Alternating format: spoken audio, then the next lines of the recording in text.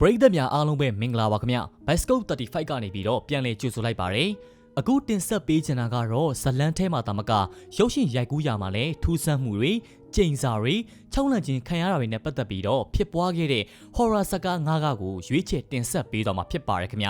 အစီအစဉ်မစခင်ကျွန်တော်တို့ Bioscope 35 YouTube Channel လေးကိုလည်း Like and Subscribe လုပ်ထားပေးဖို့ပြောချင်ပါတယ်ဗီဒီယိုအသစ်တွေတင်တိုင်းသိရဖို့အတွက်ဘေးနားကခေါင်းလောင်းလေးကိုလည်းတီးသွားပေးပါဦးနော်ကဲဒါဆိုရင်ကျွန်တော်တို့အစီအစဉ်ကိုစလိုက်ရအောင် Number 1 Poltergeist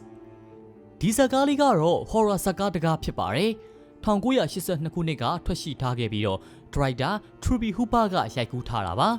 ဇာတ်ကားကိုရေးသားခဲ့သူကတော့ Steven Spielberg ဖြစ်ပြီးအဓိကဇာတ်ကောင်နေရာမှာတော့ Cruel Feeling အဖြစ်ကလေးတရုပ်ဆောင် Henrietta Ulrich ကတရုပ်ဆောင်ထားပါတယ်အောင်မြင်မှုတွေအများပြားရရှိခဲ့တဲ့ horror ဇာတ်ကားကောင်းတစ်ကားလည်းဖြစ်ပါတယ်ခင်ဗျဒီဇာတ်ကားလေးမှာမိသားစုတစုရဲ့အိမ်ကိုပုံနှကားတိုက်ချင်းခံရတဲ့အကြောင်းကိုရိုက်ပြထားတာပါအစပိုင်းမှာတော့ Cruel and Feeling ကနတ်ဆိုးတွေနဲ့ TV ကနေစကားအပြန်အလှန်ပြောဆိုနေခဲ့ပါတယ်နောက်ပိုင်းကျတော့အခြေအနေတွေကပိုဆိုးလာပြီးတော့ကြောက်ရွံ့ထိတ်လန့်စွာနဲ့ကြည့်ရှုရမယ့်ဇာတ်ကားကောင်းတစ်ကားပဲဖြစ်ပါတယ်ခင်ဗျချိန်စာတင်းတယ်လို့ဖြစ်သွားတဲ့အကြောင်းကိုပြောပြပါမယ်ဒီရုပ်ရှင်ကို1982ခုနှစ်မှာပြသခဲ့ပြီးတော့အဲ့ဒီရုပ်ရှင်မှာ Super Bro အားကစားပိုစတာဇောင်းဝင်ကန်လေးကိုတတိထားမိကြရလားဗျ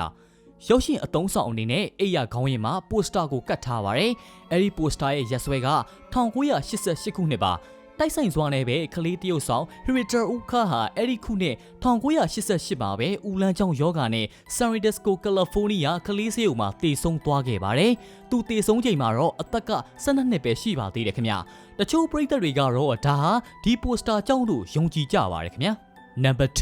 The Exorcist The Exorcist ဆိုတဲ့ဇာတ်ကားလေးကတော့1983ခုနှစ်မှာထွက်ရှိထားတဲ့ American Horror အမျိုးအစားပဲဖြစ်ပါတယ်။ဘယ်အချိန်မှကြည့်ကြည့်အရန်ကောင်းတယ်လို့ပြောရမယ့်ဇာတ်ကားတစ်ကားဖြစ်ပြီးတော့ Oscar ဆုအနေနဲ့2ဆုစုခူးထားနိုင်ခဲ့ပါတယ်။ဟောင်းနေပေမဲ့လည်းအရန်ကောင်းနေစေ Horror Classic ဇာတ်ကားလေးပဲဖြစ်ပါတယ်ခင်ဗျ။ဒီဇာတ်လမ်းကိုတော့ William Peter Blatty ကရေးသားခဲ့ပြီးတော့ Director William Friedkin ကတာဝန်ယူရိုက်ကူးထားပါတယ်။တရုတ်ဆောင်တွေအနေနဲ့ကတော့ Regan McNeil အဖြစ် Linda Blair Damien Carriers အဖြစ် Jessica Mela တို့ကပါဝင်ထားပါတယ်။ဒီဇာတ်ကားလေးထဲမှာရုပ်ရှင်ရိုက်ကူးဖို့အတွက်တရုတ်ဆောင်မင်းသမီးတစ်ယောက်က12နှစ်သာရှိသေးတဲ့သမီးဖြစ်သူနဲ့အိမ်ပြောင်းရွှေ့လာခဲ့ပါတယ်။ပြောင်းရွှေ့လာပြီးနောက်ပိုင်းမှာတော့သမီးဖြစ်သူကအရင်နဲ့မတူဘဲနဲ့ပယောဂဆွဲကပ်လာခြင်းကိုစတင်ခံစားလာရပါတယ်။ဒါကိုအမေဖြစ်သူအနေနဲ့ဘလို့ရင်ဆိုင်မလဲ။သမီးလေးရဲ့ပယောဂဆွဲကပ်ခြင်းကပျောက်ကွယ်သွားမှလား။ဘလို့အခက်အခဲတွေကြုံရမလဲဆိုတာကို The Exorcist မှာထိတ်လန့်စွာမြင်တွေ့ရမှာပါ။ဒီဇာတ်ကားကလည်းရုပ်ရှင်ရိုက်ကူးနေရင်နဲ့အနှောက်အယှက်များစွာဖြစ်ပွားခဲ့ပါတယ်ခင်ဗျရိုက်ကူးရေးအဖွဲ့မှာပါဝင်ခဲ့တဲ့အဖွဲ့သား၈ယောက်ကလည်းအကြောင်းပြချက်မရှိသေဆုံးသွားခဲ့တယ်နောက်ပြီးတော့သူတို့ရုပ်ရှင်ရိုက်ဖို့စတင်လုပ်ထားတဲ့အခန်းကမီးလောင်သွားခဲ့ပါတယ်ဒါပေမဲ့လည်းထူးဆန်းစွာနဲ့ Regan ရဲ့အခန်းကတော့မီးမလောင်ပဲကြန့်ရှိခဲ့ပါတယ်ခင်ဗျ Number 3 The Omen The Omen ဆိုတဲ့ဇာတ်ကားကတော့ဇက်အိမ်ခိုင်ခိုင်မာမာနဲ့တိစောက်ထားတဲ့ horror ဇာတ်ကားတစ်ကားပဲဖြစ်ပါတယ်1986ခုနှစ်ကထွက်ရှိထားခဲ့ပြီးတော့ Director Richard Donner ကရိုက်ကူးထားပါတယ်။တရုတ်ဆောင်တွေအနေနဲ့ကတော့ Robert Throne အဖြစ် Gregory Park, Catherine Throne အဖြစ် Lee Remick, Daniel Throne အဖြစ် Harvey Spencer Steven တို့ကပါဝင်ထားကြပါတယ်ခင်ဗျ။ဇလန်းကိုအရင်ပြောပြမယ်ဗျာ။တန်အမတ်တယောက်ဖြစ်တဲ့ Robert Throne ကသူ့ရဲ့ချစ်စနီးဖွားတဲ့အချိန်မှာကလေးကရုတ်တရက်သေဆုံးသွားခဲ့ပါတယ်။အဲ့ဒီအကြောင်းကိုဇနီးစိတ်ထိခိုက်မှဆိုလို့တခြားကလေးတစ်ယောက်နဲ့အစားထိုးခဲ့ပါတယ်ခင်ဗျ။ကလေး9နှစ်ပြည့်တဲ့အခါမှာတော့ကံကြမ္မာဆိုးတွေစတင်ဝင်ရောက်ခဲ့ရတဲ့ပတ်သက်ပြီးရင်ခုန်စွာကြည့်ရှုရမယ်ဇာတ်ကားလေးတစ်ကားပဲဖြစ်ပါတယ်ဒီဇာတ်ကားရဲ့ကျိန်စာလို့ပဲပြောရမလားဒီဇာတ်ကားရိုက်ကူးတဲ့နေ့မှာရောရိုက်ကူးပြီးအချိန်မှာရောဒီဇာတ်ကားရဲ့ကျိန်စာတွေကြောင့်ရိုက်ကူးရေးအဖွဲ့ဝင်တွေကတချို့ဟာမယုံနိုင်စရာကောင်းတော့အောင်အသေးပြောက်တွေနဲ့ကြုံတွေ့ခဲ့ရပါတယ်ဒါအပြင် IRA အဖွဲ့က Director Richard Donner တဲတဲ့ဟိုတယ်မှာဘုံဖောက်ခွဲခဲ့ပါတယ် Director ကလည်းအသက်ဘေးကတီတီလေးလွတ်မြောက်ခဲ့ပါတယ်ခင်ဗျအဲ့ဒါအပြင်ရုပ်ရှင်အဖွဲ့သားတွေနဲ့တရုတ်ဆောင်တွေကိုညစာစားဖို့ရွေးချယ်ထားတဲ့ဆိုင်ရလဲဘုံပေါက်ခွဲခံရတဲ့အထက်ပါဝင်သွားခဲ့ပါတယ်ဒီလိုအဖြစ်အပျက်တွေအများပြားကြုံတွေ့ခဲ့ရတဲ့ဒါဟာတိုက်ဆိုင်နာပဲလားကျိန်စာလားဆိုတာကျွန်တော်လည်းသေချာမပြောနိုင်ပါဘူးခင်ဗျာ Number 4 The Innkeeper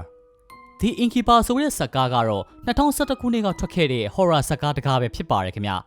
Director Tim West ကရေးသားခဲ့ပြီးသူကိုယ်တိုင်မဲ့ Director အဖြစ်ပြန်လည်ရိုက်ကူးထားတာပါတရုတ်ဆောင်တွေအနေနဲ့ကတော့ Clear အဖြစ် Sarah Paxton, Luke အဖြစ် Pat Healy တို့ကပါဝင်ထားကြပါတယ်ခင်ဗျာ ဒီဇလန်လေးရဲ့အကျဉ်းကတော့ New England Hotel မှာရှိတဲ့ဝန်ထမ်း2ဦးကမင်္ဂလာဆောင်ဆေးဆက်တဲ့နေ့မှာပဲတေဆုံးသွားတဲ့အမျိုးသမီးတစ်ယောက်အကြောင်းကိုဖော်ထုတ်ဖို့တွားရောက်ပြီးတရေတစီတွေကိုစူးစမ်းလေ့လာတဲ့ဇာတ်ကားဖြစ်ပါတယ်ခင်ဗျာဇာတ်ကားကိုရိုက်ကူးပြီးတဲ့နောက်မှာတော့ Director T. West ကအင်တာဗျူးတစ်ခုမှာဇာတ်ကားရဲ့နောက်ွယ်ကထူးခြားချက်တွေကိုအခုလိုပြောပြခဲ့ပါတယ်မီလင်းတွေ TV တွေကသူ့ဘောက်သူဖွင့်လိုက်ပြီးလည်းဖြစ်တာဗျညဘက်ရောက်ရင်လေတရုတ်ဆောင်ဆာရာကိုအိမ်မက်ဆိုးတွေပေးတာတွေနောက်ပြီးတော့ထူးဆန်းတဲ့အဖြစ်အပျက်တွေအများအပြားဖြစ်ပွားခဲ့တယ်လို့အခုလိုပဲပြောပြခဲ့ပါတယ်ခင်ဗျာ Number 5 The Conjuring 2013ဒီဇာတ်ကားကတော့လူတော်တော်များများကြည့်ဘူးမဲ့ဇာတ်ကားပဲဖြစ်မှာပါမြန်မာလိုဆိုရင်တော့ပယောဂနှိမ်နေတဲ့ဇာတ်ကားပုံစံလေးဖြစ်ပါတယ်2013ခုနှစ်ကထွက်ရှိခဲ့ပြီးတော့ Box Office အနေနဲ့ USD 319.5 million အထိဝင်ငွေရရှိနေတဲ့တွေ့နိုင်တဲ့ Lawrence Wing ကဘလို့ဖြစ်ရှင်းမလဲဆိုတာကိုကြည့်ရှုရမှာပါဒီဇာတ်ကားကိုရိုက်ကူးရမှာလေအခက်ခဲများစွာဖြစ်ပွားခဲ့ပါတယ်ခင်ဗျအန်အောစရာအက်ဆီဒန့်တွေကြုံရတယ်နောက်ပြီးတော့ရုပ်ရှင်ရိုက်ကူးရမှာထူးဆန်းတဲ့အတန်တွေထွက်ပေါ်လာတာကိုလည်းကြုံတွေ့ခဲ့ရပါတယ်ခင်ဗျတရုတ်ဆောင် Vera Farmiga ကိုယ်တိုင်ကလည်းစိတ်ခံစားမှုပြင်းထန်တာတွေဖြစ်ပွားခဲ့တယ်လို့သိရပါတယ်ခင်ဗျအခုလိုအစဆုံးစိတ်ဝင်စားမှုအပြည့်နဲ့ကြည့်ရှုပေးခဲ့ကြတဲ့ပရိသတ်တယောက်ချီစီတိုင်းကိုကျေးဇူးအများကြီးတင်ပါတယ်ဗျာနောက်ပိုင်းမှာလည်းဘယ်လိုမျိုးအကြောင်းအရာတွေတင်ဆက်ပေးအောင်မလဲဆိုတာကိုတော့စောင့်ကြည့်ဖို့တိုက်တွန်းချင်ပါတယ် Bicycle 35 YouTube Channel လေးကိုလည်း Like and Subscribe လုပ်ထားပေးဖို့မမေ့ပါနဲ့နော်ကျွန်တော်ကတော့အစီအစဉ်တင်ဆက်သူဒေါက်တာပဲဖြစ်ပါတယ်ခင်ဗျအားလုံးပဲပျော်ရွှင်ကြပါစေ